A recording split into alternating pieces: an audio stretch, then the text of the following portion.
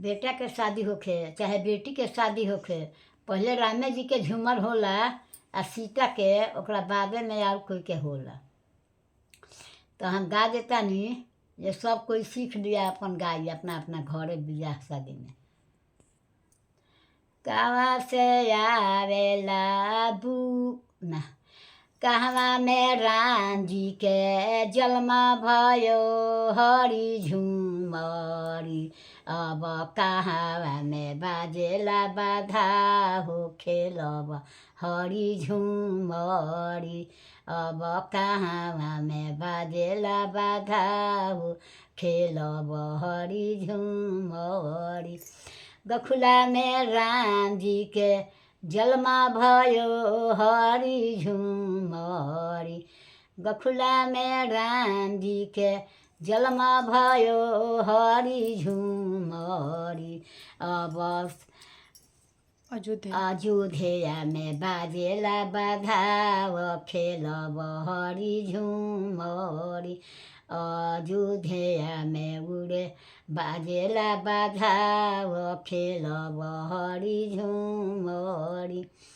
कहवा से आवेला बुकावा हरि झुमरी, अब कहवा से आवेला अबीर हो खेलब हरि झुमरी, अब कहवा से आवेला अबीर हो खेलब हरि झुमरी।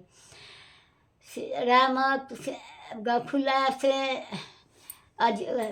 अयोध्या से आवेला बुकावा हरि झुमरी, अब सीता लोग से अब लक्ष्मण ले आवेले अबीर हो खेलब हरि झुमरी, अब लक्ष्मण ले आवेले अबीर हो खेलब हरि झुमरी। उरही तो आवेला बुकावा हरि झुमरी, अब उमरती आवेला अबीर हो खेलब हरि झुमरी, अब उमरती आवेला अबीर हो खेलब हरि झुमरी। के कहवा जे उड़ेला बुकावा हरि झुमरी, अब कहवा जे उड़ेला अबीर हो खेलब हरि झुमरी, अब कहवा जे उड़ेला अबीर हो खेलब हरि झुमरी। मारो में उड़ेला बुकावा हरि झुमरी, अब कोहबर में उड़ेला अबीर हो खेलब हरि झुमरी, अब कोहबर में उड़ेला अबीर हो खेलब हरि झुमरी।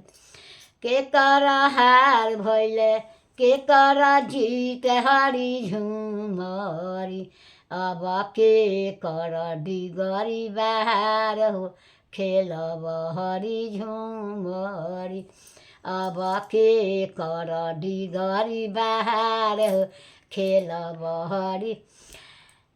राम जी के हार भइले लक्ष्मण के जीत हरि झुमरी, राम जी के हार भइले लक्ष्मण के जीत हरि झुमरी, अब सीता के डिगरी बहार हो खेलब हरि झुमरी, अब सीता के डिगरी बहार हो खेलब हरि झुमरी।